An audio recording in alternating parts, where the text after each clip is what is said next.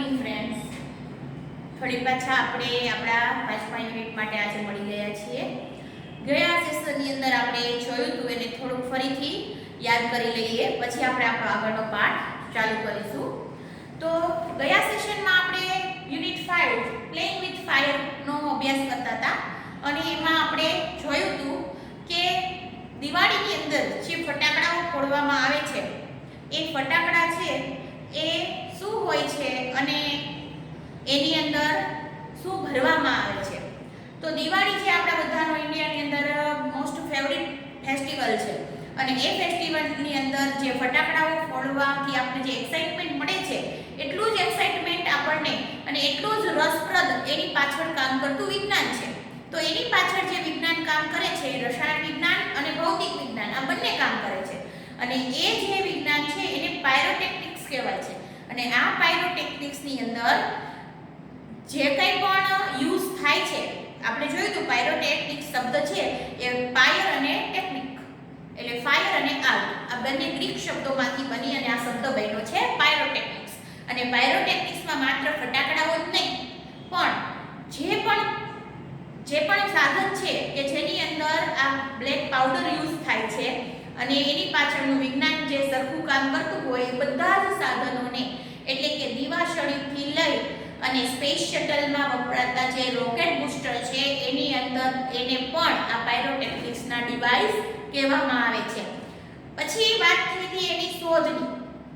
આ પાયરોટેક્ટિક્સની અંદર જે મેઇન જે પદાર્થ વપરાય છે એ છે બ્લેક પાવડર. અને આ બ્લેક પાવડર છે એ એવું માનવામાં આવે છે, આપણા ઇતિહાસકારો એવું કહે છે કે 200 વર્ષ પહેલા સુક્રાંતિના ગ્રંથની અંદર આ પાવડરનો ઉલ્લેખ, આ પાવડરનો નહીં પણ એ પાવડરમાંથી જે બનાવેલ વસ્તુ અને જે હથિયાર બને છે એ હથિયારનો ઉલ્લેખ 2000 વર્ષ પહેલા સુક્રાંતિની બુકમાં હતો. એટલે એનો અર્થ એવો છે કે 2000 વર્ષ પહેલા આપણા ઇન્ડિયાની અંદર આ બ્લેક પાવડર હતો એવું પ્રૂફ મળે છે. પણ ચાઇનાના લોકો પોતાને આ બ્લેક પાવડરના સ્થાપક ગણે છે, એને એના બનાવનાર ગણે છે પોતાને. એ એવું કહે છે કે 1000 વર્ષ પહેલા રોઝર બેકન નામના અંગ્રેજી સાધુએ આ 1242ની સાલમાં આ બ્લેક પાવડર બનાવવાનો જે ફોર્મ્યુલા છે એને બહાર પાડ્યો હતો અને એના પછી તો 200 વર્ષે બીજા દેશ સુધી પહોંચ્યો હતો આ ફોર્મ્યુલા, આ પદ્ધતિ.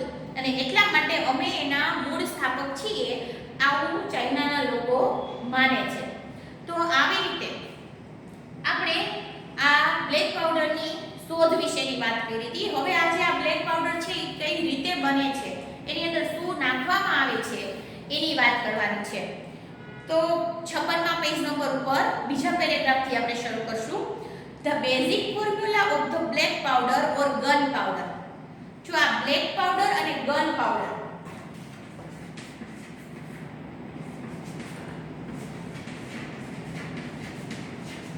એનું બીજું નામ શું છે? Gun powder. આ ગન પાવડર કહો તો ભલે અને બ્લેક પાવડર કહો તો ભલે, બેય સેમ જ છે, બે નામેથી ઓળખાય છે. અને આ જે ગન પાવડર કે બ્લેક પાવડર જેને કહેવામાં આવે છે હેઝ રિમેન્ડ અનચેન્જ ફોર સેન્ચુરીઝ. રિમેન્ડ એટલે રહ્યો છે, અનચેન્જ એટલે બદલ્યા વિનાનો, ફોર સેન્ચુરીઝ, સેન્ચુરીઝ એટલે સદીઓ છે. ઘણી બધી સદીઓથી આ પદાર્થ છે ને એ બદલા વિનાનો રહ્યો છે. બદલા વિનાનો રહ્યો છે એટલે શું? ધારો કે પહેલાના જમાનામાં અગાઉ ઘણા વર્ષો પહેલા જે વસ્તુની શોધ થઈ હોય, કંઈક વસ્તુ બનાવવામાં આવી હોય અને ધીમે ધીમે એની અંદર ઘણા બધા ફેરફારો થતા જાય અને અત્યારે એ વસ્તુ જે તમે જુઓ અને પહેલાની જુઓ તો એની અંદર ઘણો બધો તફાવત હોય. એક નાનું એવું એક્ઝામ્પલ લઈને તમે સમજો કે પહેલાના સમયમાં જે સાયકલ બનતી, બરાબર, ત્યારે એ કેવી હતી અને અત્યારે જે સાયકલ બને છે એ કેવી છે, એની અંદર ઘણો બધો તફાવત હોય છે. કારણ કે જ્યારે બની હોય ત્યારે સાવ સિમ્પલ સરળ રીતે બનાવી હોય, પણ પછી ધીમે એની અંદર સુધારા વધારા કરી જેમ એનો અનુભવ થાય અને ખબર પડે કે ભાઈ આની અંદર તો આમ જરૂર છે, આમ જરૂર છે, સુધારા વધારા કરી અને અત્યારે જે જોવા મળતી હોય ને એ થોડીક એની ટેકનોલોજી થોડીક વધારે હોય, એ થોડોક એમાં એ મોડલની અંદર સુધારો કરેલો. પણ આ બ્લેક પાવડર જે છે એ એવી વસ્તુ છે કે એ જ્યારે બની છે વર્ષો પહેલા, એ ઘણી બધી સદીઓથી જે બની છે ને એમ છે, એમાં કોઈ પણ જાતનો ચેન્જીસ થયો નથી. એટલે જ એમ કે છે કે એ સદીઓથી એમ એમનો બદલા વિનાનું છે. It is a blend of potassium nitrate, charcoal and sulfur in a ratio of 75:15:10 by weight. જો આ લીટી ખાસ IMP છે એને અંડરલાઈન કરજો અને લખજો પણ કે it is blend એટલે મિશ્રણ.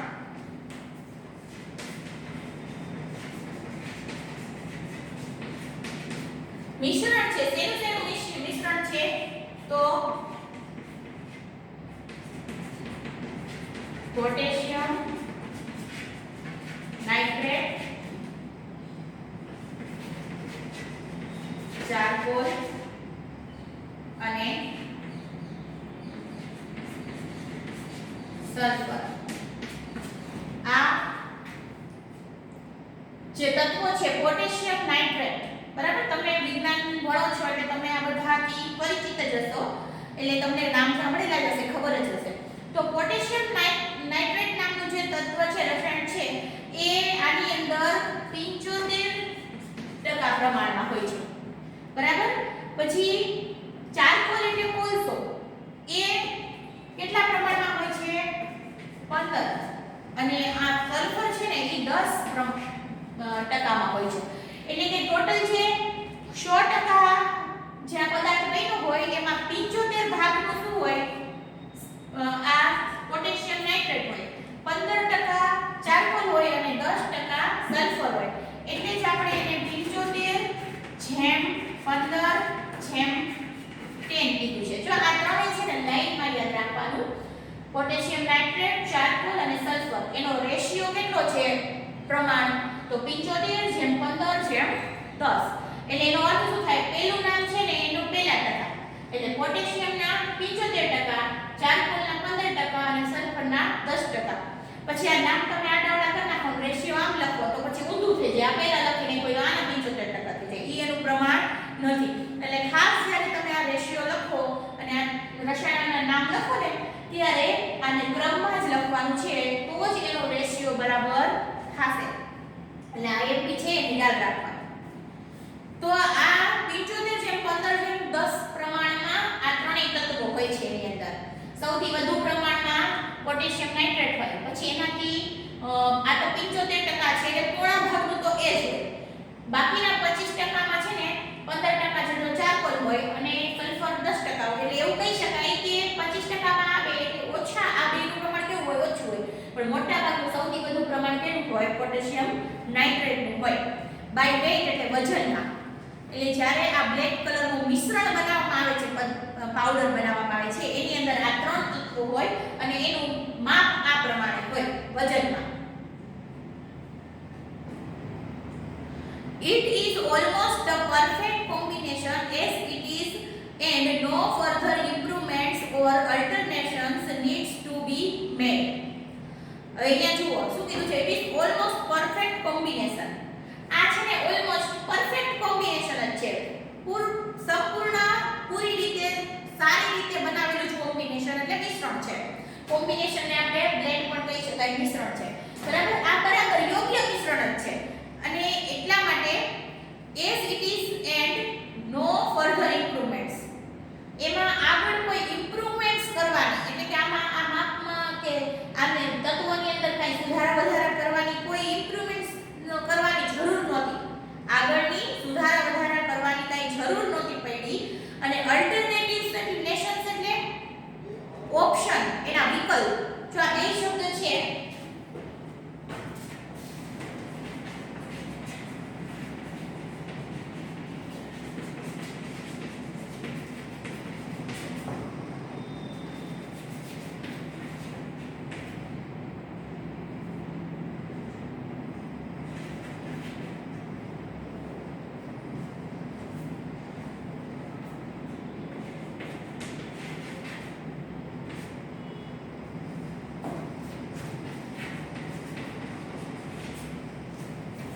ઇમ્પ્રુવમેન્ટ એટલે સુધારો કરવાનો અને અલ્ટરનેશન એટલે વિકલ્પ. જો ઘણી વખત એવું બને કે પહેલાના સમયમાં જે કંઈ પણ બન્યું હતું ને એની અંદર હવે કંઈક નવું તત્વ ઉમેરીને કંઈક નવો ફેરફાર કરે. પણ આ મિશ્રણ એવું છે બ્લેક પાવડરનું કે જે આ પહેલા બન્યું હતું ને આ ત્રણ તત્વોથી ને આ માપથી ઈ એમ નામ રાખ્યું છે,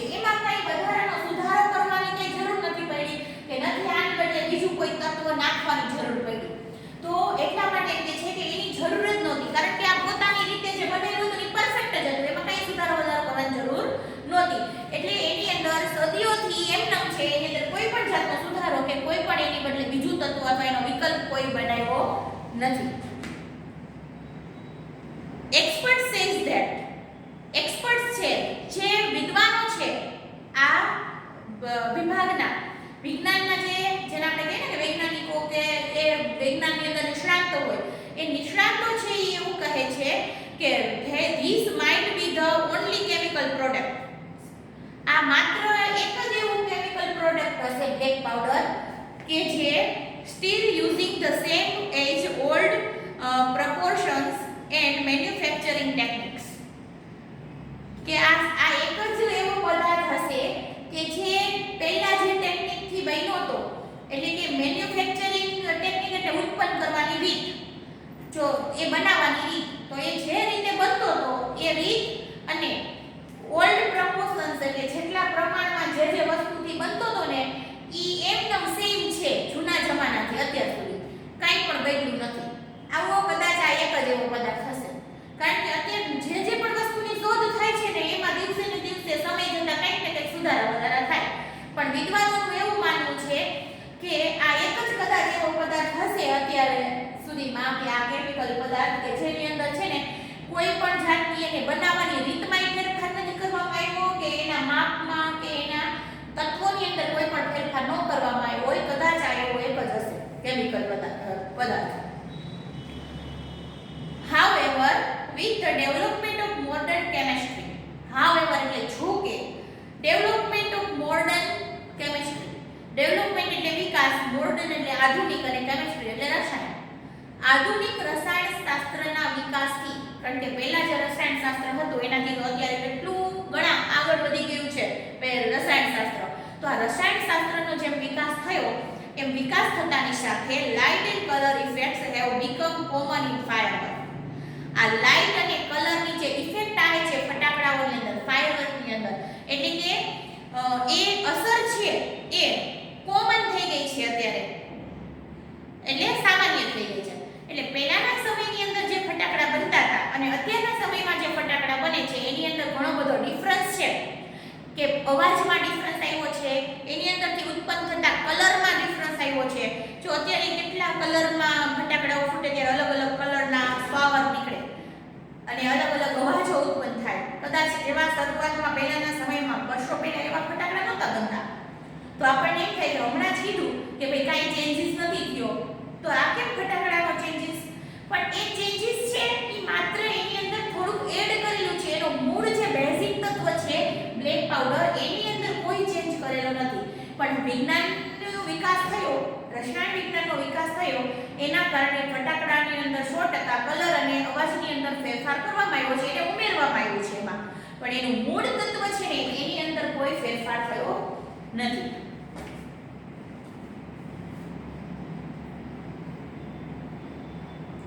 In the last century, છેલ્લી સદીમાં એટલે કે છેલ્લા 100 વર્ષના ગાળામાં the discovery of aluminum, magnesium and titanium which burn at high temperatures emits bright light dramatically improved the brilliance of fireworks. જો આ વાક્ય છે એ ખાસ સમજો. in the last century એટલે છેલ્લા સદીમાં, આ છેલ્લા 100 વર્ષના ગાળામાં ડિસ્કવરી એટલે શોધ, એલ્યુમિનિયમ, પછી મેગ્નેશિયમ અને ટિટેનિયમ, આ ત્રણેય તત્વો છે, રસાયણિક તત્વો છે, અને આ ત્રણેયના જે આપણે ધાતુ કહી શકાય, તો આ ત્રણેય જે ધાતુઓ છે એની શોધ થઈ, એની શોધ થવા પછી એ વિચ બર્ન્સ, આ ત્રણેય ધાતુ એવી છે કે જેને બર્ન કરવામાં આવે, બાળવામાં આવે એટ હાઈ ટેમ્પરેચર, ખૂબ ઊંચા તાપમાનથી સળગાવવામાં આવે તો ઇમિટ્સ બ્રાઇટ લાઇટ, એમાંથી ઇમિટ્સ એટલે ઉત્પન્ન થવું, બ્રાઇટ એટલે એકદમ ચમકીલી લાઇટ એટલે પ્રકાશ ઉત્પન્ન થાય છે. અને એ પણ કેવી રીતે ઉત્પન્ન થાય છે? ડ્રામેટિકલી ઇમ્પ્રૂવ્સ, એટલે ડ્રામેટિકલી એટલે નાટ્યાત્મક રીતે, ઇમ્પ્રૂવ્સ એટલે સુધારો થવો, ધ બ્રિલિયન્સ ઓફ ફાયરવર્ક, બ્રિલિયન્સ નો અર્થ થાય એનો પ્રકાશિત થવામાં, ફટાકડાઓના પ્રકાશિત થવામાં નાટ્યાત્મક સુધારો થવો, એટલે સ્ટેપ બાય સ્ટેપ સુધારો થવો. એમ સ્ટેપ બાય સ્ટેપ સુધારો થતો ગયો. શું કામ સુધારો થતો ગયો? કે આ ત્રણેય ધાતુ એવી છે કે જ્યારે એને સળગાવવામાં આવે ને તો એમાંથી અલગ અલગ કલર ઉત્પન્ન થાય, અલગ ટેમ્પરેચરે અલગ કલર ઉત્પન્ન થાય. તો આ ધાતુના કણોનો ઉપયોગ કરવા લાગ્યા ફટાકડાની અંદર.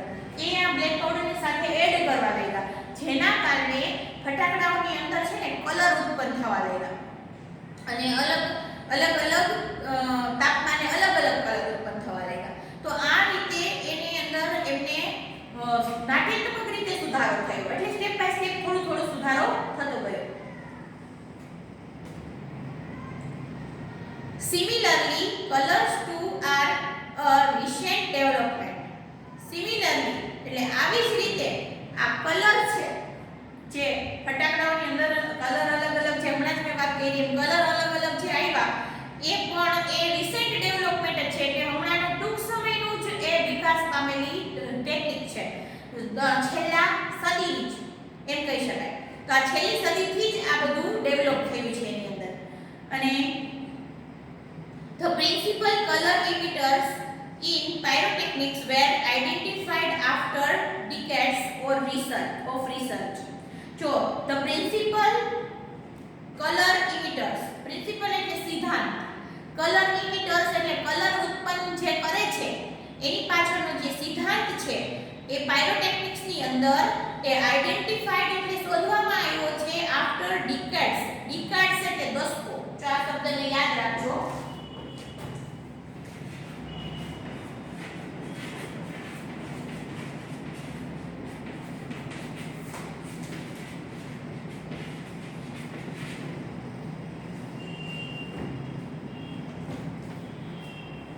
ડિકેડ્સ એટલે દશકો, એને આપણે 10 વર્ષનો સમયગાળો એને કહેવાય દશકો. તો આ છેલ્લા દશકાનું, એક દશકા સુધીનું જે રિસર્ચ છે, એક દશકા સુધી એના ઉપર 10 વર્ષો સુધી એના ઉપર રિસર્ચ કરવામાં આવ્યું હતું, એનું સંશોધન કરવામાં આવ્યું હતું અને આખરે એ 10 વર્ષના સંશોધન પછી કલર છે એ કલર ઇમિટર્સ છે એ કઈ રીતે પાયરોટેક્નિકની અંદર કામ કરે છે એને શોધી કાઢવામાં આવ્યું હતું અને એનો ઉમેરો કરવામાં આવ્યો હતો. These colors are formed in one of two ways. આ કલર છે ને એ ફોર્મ્ડ એટલે ઉત્પન્ન કરવામાં આવે છે ફટાકડાઓની અંદર બે રીતથી. બે એની ટેકનિક છે. એ બે ટેકનિકમાંથી કોઈ પણ એક રીતે એમાં ફટાકડાઓની અંદર આ કલર છે ને એને એડ કરવામાં આવે છે. એની રીતના બે નામ છે લ્યુમિનેસન્સ અને ઇન્કેન્ડેસન્સ. આ બંને જ નામ છે એ જો શેના નામ છે?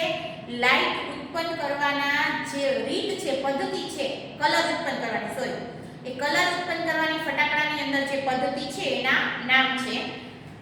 જેના નામ છે, જો ગુજરાતીમાં એ નામ છે ને, તમે એને ઉચ્ચારણ કરવું થોડું અઘરું છે એટલે એના ગુજરાતીના નામ તમને કહી દઉં.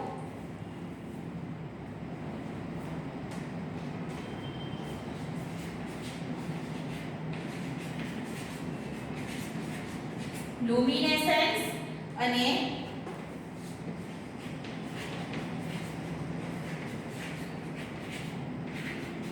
ઇન્કેન્ડેસન્સ. આ બે પદ્ધતિ છે.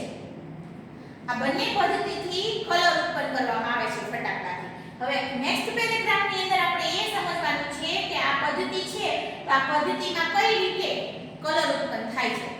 તો નેક્સ્ટ પેરેગ્રાફ જુઓ, એમાં કીધું છે ઇન્કેન્ડેસન્સ એટલે આપણે આની વાત કરવામાં આવી છે અત્યારે. ઇન્કેન્ડેસન્સ જે પદ્ધતિ છે એની વાત તમને આમાં આપેલી છે. તો આ ઇન્કેન્ડેસન્સ જે લાઇટ છે, પ્રકાશ છે, ઇઝ પ્રોડ્યુસ્ડ એ ઉત્પન્ન થાય છે when જ્યારે a substance is heated so much, કોઈ સબસ્ટન્સ ને કોઈ પદાર્થને ખૂબ જ ગરમ કરવામાં આવે, હીટ આપવામાં આવે, heated so much that it begins to glow. begins એટલે શરૂ કરી દે છે, glow એટલે ચમકવાનું. આ રીત છે ને એમાં શું રીત હોય છે કે કોઈ પણ પદાર્થને ખૂબ જ તાપમાનથી ગરમ કરવામાં આવે અને એ ગરમ થવાને કારણે એ પદાર્થ છે ને ચમકવા લાગે. આ પદ્ધતિ છે ને એને કહેવાય છે ઇન્કેન્ડેસન્સ. એની પદ્ધતિથી, એ પદ્ધતિથી પછી એ સબસ્ટન્સ છે એ અલગ અલગ પદાર્થનો ઉપયોગ થાય. કોઈ પદાર્થમાં અલગ અલગ કલર આવતો, ધારો કે એલ્યુમિનિયમ છે એની અંદર અલગ અલગ કલર આવતો હોય, પછી ટાઇટેનિયમમાં અલગ અલગ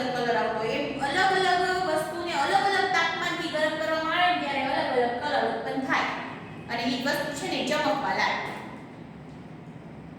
Heat causes the substance to become hot and glow.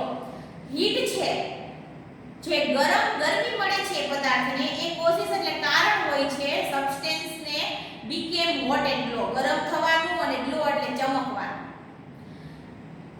કોઈ પદાર્થ છે એ ચમકે છે એની પાછળનું કારણ શું છે? કારણ કે એને ગરમ કરવામાં આવ્યો છે, એને હીટ આપવામાં આવી છે અને હીટ આપવાના કારણે એ ગરમ થવાના કારણે ચમકવા લાગે છે.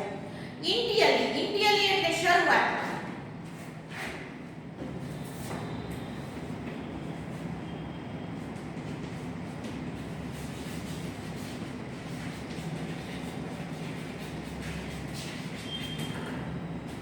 શરૂઆતમાં emits infrared. શરૂઆતમાં એ ઇન્ફ્રારેડ કલર છે એ ઉત્પન્ન થાય છે.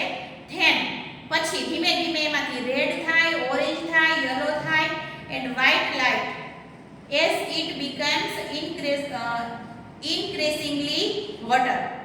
increasingly એટલે ધીમે ધીમે વધતું જાય. ધારો કે કોઈક પદાર્થ છે એને તમે ઈ ધાતુને ગરમ કરો ને એકદમ ટેમ્પરેચર ઉપર ગરમ થાય ને એટલે એમાં સૌથી પહેલા ઇન્ફ્રારેડ કલર થાય એટલે ડાર્ક રેડ કલર, એમાંથી પછી રેડ કલર થાય, એમાંથી ધીમે ધીમે ઓરેન્જ કલર થાય, એમાંથી યલો કલર થાય અને એમાંથી પછી છેલ્લે વ્હાઇટ કલર થાય. જો ઘણી વખત તમે લુહારને કામ કરતા જોયા હોય, બરાબર, તો એ લુહાર છે એ લોખંડના પ્લેટ કે કોઈ સળૈયો ગરમ કરતા હોય તમે જોયું હશે ક્યારેક આવું રસ્તામાં કે ગરમ થાય ને એટલે એકદમ લાલ થઈ જાય, લાલમાંથી ધીમે ધીમે ઓરેન્જ થાય, એનો કલર બદલતો રહે. એ કલર કઈ રીતે બદલે? તો અલગ અલગ તાપમાન ઉપર, અમુક તાપમાને લાલ કલર થાય, પછી એનાથી તાપમાન વધે એટલે ઓરેન્જ કલર થાય, એમ ધીમે ધીમે એ કલર છે ને એ અલગ અલગ તાપમાને ફરે. તો આવી રીતે અલગ અલગ તાપમાને આ પ્રમાણે કલર છે ને એમાંથી ઇન્ક્રીઝિંગલી એટલે જેમ હોટર ધીમે ધીમે જેમ ગરમીમાં વધારો થાય ને એમ એ કલરની અંદર પણ ચેન્જીસ થતા જાય છે. when the temperature of a firework is controlled, જ્યારે ફટાકડાનું ટેમ્પરેચર છે ને એ કંટ્રોલ કરેલું હોય અને the glow of its metallic substance can be manipulated to be desired color at the proper time. જો આ એક સિમ્પલ વસ્તુ છે, તમને સરળ ભાષામાં સમજાવું કે કોઈ પણ ફટાકડો છે, બરાબર, કોઈ ફૂલઝરની વાત કરીએ આપણે. ફૂલઝર છે, કોકમાં લાલ કલરનું ફૂલઝર થાય છે, કોકમાં પીળા કલરનું થાય છે, કોકમાં વ્હાઇટ કલરનું થાય છે, ગ્રીન કલરનું થાય છે. તો આ શું છે? તો એની અંદર એવી ધાતુના કણો નાખવામાં આવેલા હોય અને એનું ટેમ્પરેચર છે ને એ ફિક્સ કરી દેવામાં આવેલું. ખબર હોય કે ભાઈ આ ધાતુ છે એ આટલા ટેમ્પરેચરે લાલ કલર કરે છે, તો એ ફટાકડાનું ટેમ્પરેચર કંટ્રોલ કરેલું હોય કે એટલા ટેમ્પરેચર સુધી જ પહોંચે. એટલા ટેમ્પરેચર સુધી પહોંચે એટલે આપણી ઈચ્છા મુજબનો, જો ડિઝાયર કલર, ઈચ્છા મુજબનો કલર છે ને એ એમાં લાવી શકાય. તો જે તે કલર ઉત્પન્ન કરવા માટે એ ફટાકડાનું ટેમ્પરેચર ફિક્સ કરેલું હોય અને એ ટેમ્પરેચરના કારણે એ યોગ્ય આપણી ઈચ્છા મુજબનો કલર આપી શકે. એટલે એમ કે છે કે આ સબસ્ટેન્સ, મેટેલિક સબસ્ટેન્સ છે, ધાતુના પદાર્થ છે, એને મેનિપ્યુલેટેડ એટલે ચાલાકીથી, ખૂબ જ આયોજનપૂર્વક એને ઈચ્છા મુજબના કલર ઉત્પન્ન કરવા માટે પ્રોપર ટાઈમિંગ પ્રમાણે સેટ કરેલું હોય. જો ધારો કે આપણે અલાર્મ ક્લોક છે, બરાબર, એને આપણે જે ટાઈમે સેટ કરી એ ટાઈમે જ વાગે. તો આમાં પણ એવું જ છે કે તમે આ ટેમ્પરેચર સેટ કરો કે ભાઈ આટલા સેલ્સિયસ સુધી ટેમ્પરેચર જવું જોઈએ, તો એટલું એમાં સેટ કરેલું હોય. ખૂબ બુદ્ધિપૂર્વક એનો, ચાલાકીપૂર્વક એનો એમાં સેટિંગ કરેલું હોય. અને એટલા માટે જ આપણે જો લાલ કલર જોતો હોય તો એ લાલ કલર ધાતુ છે એ કેટલા ટેમ્પરેચરે લાલ કલર ઉત્પન્ન કરે છે એ અગાઉ નક્કી થયેલું હોય અને એ પ્રમાણે ટેમ્પરેચર એ ફટાકડાની અંદર મૂકેલું હોય, જેથી કરીને એટલા ટેમ્પરેચરે એ પદાર્થ ગરમ થાય ને એમાંથી લાલ જ કલર ઉત્પન્ન થાય. તો આવી રીતે ઈચ્છા મુજબનો યોગ્ય કલર ઉત્પન્ન કરવા માટે અલગ અલગ ટેમ્પરેચર છે ને ફટાકડાની અંદર યોગ્ય રીતે સેટ કરેલું હોય કે જ્યારે તમે ફટાકડાને આગ આપો ને એ આગ છે ને સળગે ને એટલે એટલા ટેમ્પરેચર સુધી જ સળગી શકે. The principle behind any firework is that when heat is applied to fuel, it burns using oxygen. Principle એટલે સિદ્ધાંત. કોઈ પણ ફાયરવર્ક ફટાકડાઓ છે એની પાછળનો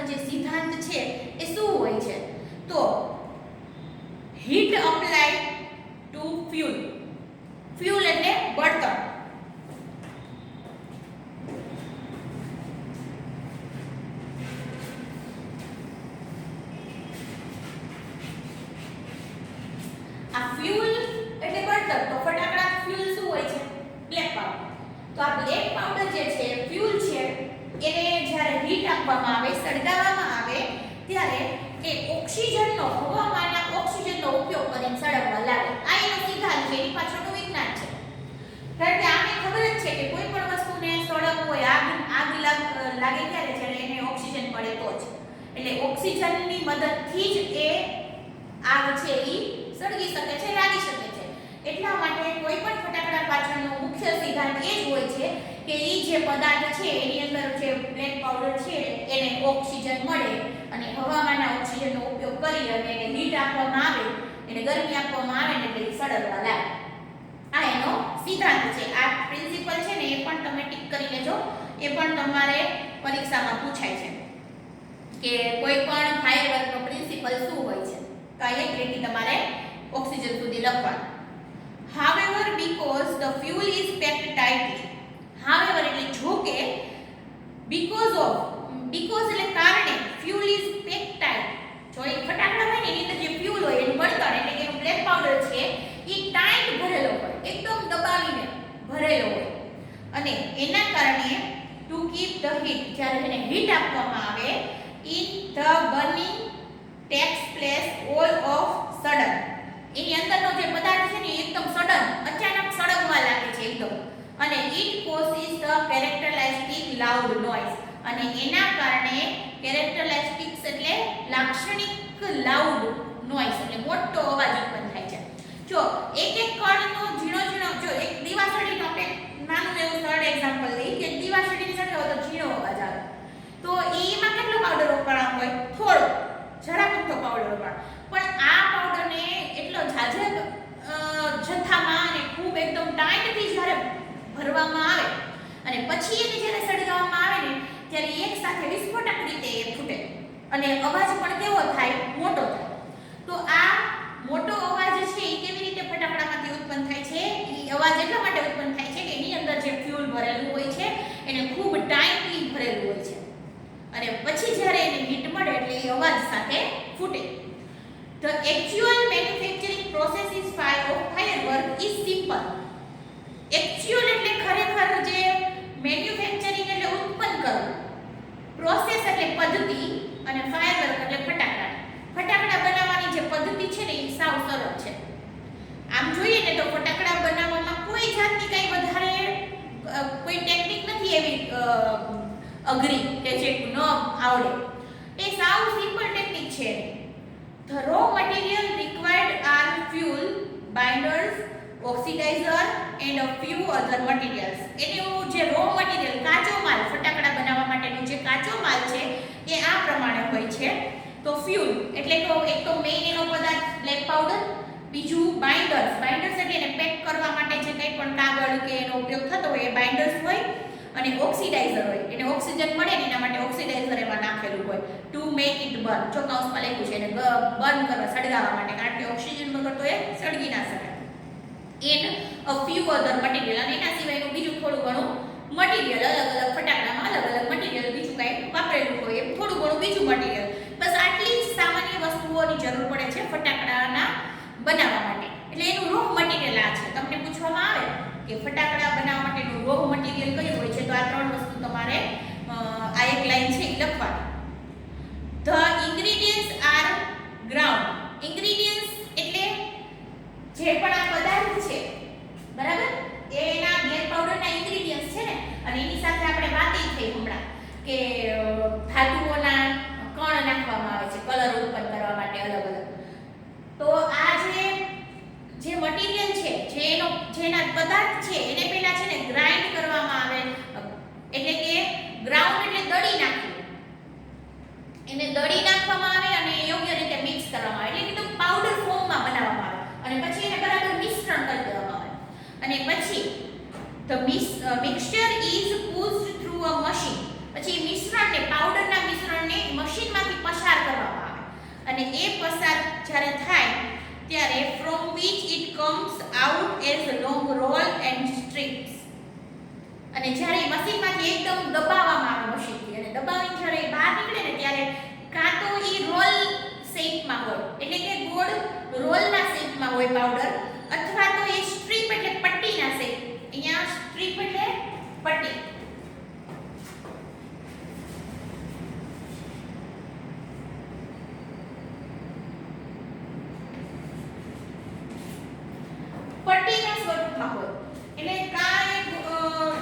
આપણે કહીએ ને સળૈયા જેવું એ રોલ જેવું નીકળે અથવા તો પટ્ટીની જેમ એમ દબાઈને એ શેપમાં પાવડર છે એ ટાઈટલી દાબી અને મશીનમાંથી બહાર નીકળે અને પછી એને rolled in cardboard or old newspaper with fuse એને રોલ કરવામાં આવે એટલે પાવડર છે ને એને કવર કરી દેવામાં આવે જૂના પુઠ્ઠા કે ન્યૂઝપેપર કે એવું કાગળ હોય ને એનાથી એને રોલ કરીને તમે ઓલા ફટાકડા જુઓ તો તમે ખોલો તો ઉપર કેટલા બધા પડમાં છે ને કાગળ જ હોય અને અંદરથી પછી આ બ્લેક પાવડર નીકળે બીજું તમને કાંઈ એમાં મળે જ નહીં અને એક ફ્યુઝ હોય ફ્યુઝ એટલે વાટ એક ઉપર વાટ આપી દીધેલું હોય તો આની અંદર બીજું કાંઈ પણ ન હોય જે કંઈ પણ મિશ્રણ આ બ્લેક પાવડર હોય ને એને મિક્સ કરી અને એકદમ ટાઈટલી એને દબાવી શેપ આપી એની ઉપર એક કાગળનું કવર કરી નાખે અને આગળ એક વાટ મૂકી દે બસ આ જ રીતે ફટાકડા છે એ બનતા હોય છે ને એમાં સાવ રીત કેવી છે એની સરળ રીત હોય છે તો આજે આપણે શું જોયું